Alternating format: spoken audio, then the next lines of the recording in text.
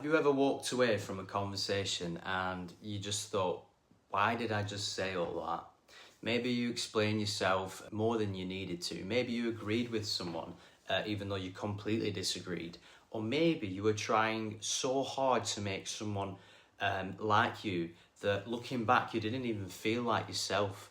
And the weird thing is, most of the time we're not doing these things because we're weak. We're doing them because we're trying to be nice. We're trying to avoid awkwardness. We're trying to make a good impression. But sometimes, without realising it, those habits actually can come across as you being more insincere or insecure, or like you don't have much confidence in yourself. So in this video, I'm going to go through 8 social habits that make a man look weak without realising it. And I'm not going to talk about pretending to be some ultra alpha guy. I'm talking about simple things you can change that will make you come across as calmer, more confident and more comfortable with yourself. So let's get into it. Number 1 is explaining yourself way too much. Let's start with one that I think lots of guys do without even noticing. You tell someone you're not going to do something, and instead of just saying no, you give them your entire life story. Yeah, I probably can't come tonight because I've been really busy lately and I got this thing tomorrow and honestly I've just been exhausted. You could have literally just said, I can't make it tonight. That's it. No explanation, just I can't make it today. And obviously sometimes an explanation does make sense. But if you're constantly feeling like you need to justify yourself and every decision you've got to explain it, then that becomes a real problem. And it gets even worse when somebody disagrees with you. You give your opinion, they say, I don't really agree with that, or that's not really reasonable. And suddenly you're given a 10-minute presentation explaining why you're right. You can literally say, fair enough, I just saw it differently, and move on, because confident people understand this one thing. You don't need everyone to understand you. You don't need everyone to agree with you. And you definitely don't need everyone's approval before you're allowed to make a decision. Sometimes, because that's what I decided is a perfectly good answer. Number 2 is constantly looking for approval. This one can be a little harder to notice. You're talking to a group of people, you make a joke, and then you immediately look around to see if everyone laughed. That's a common situation that we get ourselves into.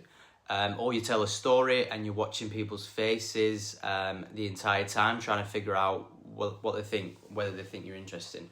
Or you give your opinion and someone disagrees, and suddenly you're like, well, maybe I'm wrong. There's nothing wrong with changing your mind when someone makes a good point, but there's a difference between being open-minded and constantly looking for reassurance. Because if your confidence depends on how other people react to you, you're going to be all over the place. One person compliments you, you feel great. Someone criticizes you, and then your entire mood changes. Someone doesn't laugh at your joke, potentially, and now you're wondering whether everyone thinks you're boring. That is quite exhausting when you look at it from a bigger picture. A much better mindset is, I'm going to be myself, and some people will like me and some people won't. So that's completely normal. You don't need to walk into every room trying to win everybody over. And honestly, once you stop trying so hard to get that approval, you usually become much more likable anyway. Number 3 is saying yes when you really mean no. This is a big one. And I think a lot of men learn this habit because they think being a good guy means always being helpful. Someone's asking you to do something, you don't really want to do it, you say yes. Then they ask you for another favour, and suddenly you're feeling like you're giving too much, you're biting more than you can chew. Someone changes plans at the last minute and you go along with it, and eventually you're sitting there thinking, why is it always me putting the effort in? Why does everyone take advantage of me? Well, the simple thing is, sometimes it's because you've never actually told them where that boundary is. You've not drawn a line.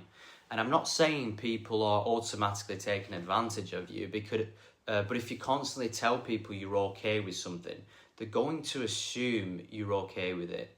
That's just how it works. Because people can't read your mind. So sometimes you need to be able to say, no, I can't do that. Or that doesn't really work for me. And then you just stop talking. You just give them that one-liner and you stop talking. You don't need to give them 17 reasons. You don't need to apologise 5 times. You don't need to feel guilty because somebody might be disappointed. You can be a good person and still say no. In fact, when you think about it, having boundaries in your life usually makes your relationship healthier because people actually know where they stand with you.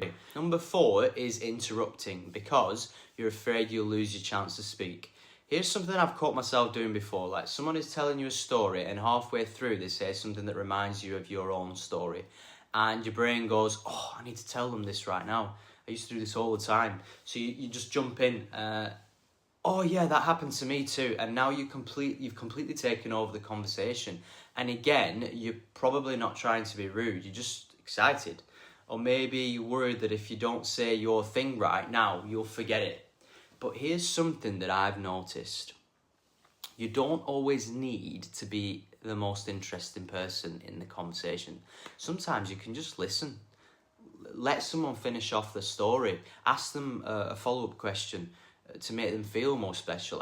Actually be interested in what they're saying and then talk about your own experience. That makes a huge difference. In fact, it elevates your status in a sense, because there's a difference between having something to contribute and needing attention. And people can usually feel that difference too. Number 5 is trying too hard to prove your status. You know the guy I'm talking about. You meet him for 5 minutes and somehow you already know what car he drives, where he works, how much money he makes, who he knows, where he's travelled, and on and on and on and on. And probably even how much his house costs. Now, there's nothing wrong with being successful. If you've worked hard and you're proud about it, you're proud of it, what you've accomplished, and that's great. But there's a difference between being successful and constantly needing that someone else to know that you're successful. Because when you're genuinely comfortable with what you've achieved, you don't have to keep bringing it up. Just think about it. The most confident guy in the room usually isn't the guy shouting, "Look how important I am." He's just comfortable. He doesn't need to turn everything into a competition. He doesn't need to name drop. He doesn't need to one-up everybody else's story. He's just there. And that's actually much more powerful. So if you've accomplished something impressive, enjoy it. You don't need to convince everybody that you're impressive. Let people figure that out for themselves. Number 6 is laughing when you're actually uncomfortable. I do this all the time. I'm not saying you should stop laughing. Please don't become that guy who sits there in the corner looking angry at everyone. Being able to laugh at yourself is a great quality. But pay attention to why you're laughing. Because sometimes we laugh when we're uncomfortable, when we're anxious, when we're feeling a bit, not quite ourselves. And so someone might make a disrespectful comment, you laugh. Someone puts you on the spot, you laugh. Someone might criticize you, you laugh. So it becomes a constant habit of almost like pleasing the person, even though you're not really happy with what they're saying. And sometimes that's because you genuinely find it funny, right? But sometimes it's because you don't know what else to do. You're basically using laughter to escape the uncomfortable moment, and there's nothing wrong with taking a second. You don't have to immediately smile. You don't even have to make a reaction immediately. You don't even have to make a joke. You can just look at someone and say, "What do you mean by that?" No aggression, no big confrontation. Just make them explain themselves. And that usually goes a long way. You'll be surprised how often people backtrack once you stop laughing along with them. Number 7 is trying to impress people you don't even like. This one is interesting. Have you ever met somebody who you don't even particularly like, but for some reason you really want them to like you? Maybe they're successful, maybe they're popular, maybe they're attractive, maybe they're just some kind of person that you think has a social status or seems to have a social status. Suddenly you're acting differently around them. You're trying to be funnier, you're talking a lot more, you're telling stories, and you're trying to show them how successful or interesting you are, so they'll give you more attention. But here's the question I want you to ask yourself. Why do I care so much what this person thinks of me? Because if you don't even respect them, why are you working so hard for their approval? A healthier mindset is something like this. Instead of walking into a room thinking, how do I make these people like me? Think this instead. Do I actually like these people? Simple question. So that changes everything. Because what happens is you're no longer auditioning. You're just having a conversation. And you're allowed to decide that somebody isn't your kind of person. Not everybody deserves access to you. Not everybody needs to like you. And you definitely don't need to change your personality to win over people you don't even respect. Number 8. Number 8 is being afraid of silence. This one is so common. You're talking to somebody, there's a little pause. And immediately you feel like you have to say something. You ask another question, a follow-up question, you tell another story, or you make another joke. Just constantly trying to fill in those gaps. Anything to keep the conversation going. But here's the thing. Silence isn't necessarily awkward. It's only awkward when it's in your mind. It's something just to pause. Like if I paused in this video, it won't be awkward. It's just decided to pause. The more comfortable you become with silence, the more comfortable you become with yourself. So you don't have to say something clever to say every 5 seconds. You could just sit there, take a breath, look around, let the other person think. And if the conversation naturally continues, that's great. If it doesn't, that's okay too. Because when you're comfortable with silence, you stop feeling like you need to fill every empty space. And that makes you seem a much more relaxed person. The real problem, now if you look at all 8 of these habits, there's actually one thing connecting them. Explaining yourself too much, looking for approval, being afraid to say no, interrupting, trying to prove your status, laughing when you're uncomfortable, trying to impress people, being afraid of silence. They're all connected to one thing. You're too focused on how other people are perceiving you. And that's where things get interesting, because the harder you try to control how people see you, the more insecure you can actually look. Real confidence isn't walking into a room thinking everybody needs to respect me. Real confidence is more like, I don't need to prove anything here. I'm just going to be myself. That's a completely different energy that you're bringing into the room. You can be friendly without being a people pleaser. You can have certain boundaries in place without being an a-hole. You can disagree without getting defensive. You can be successful without constantly talking about your success.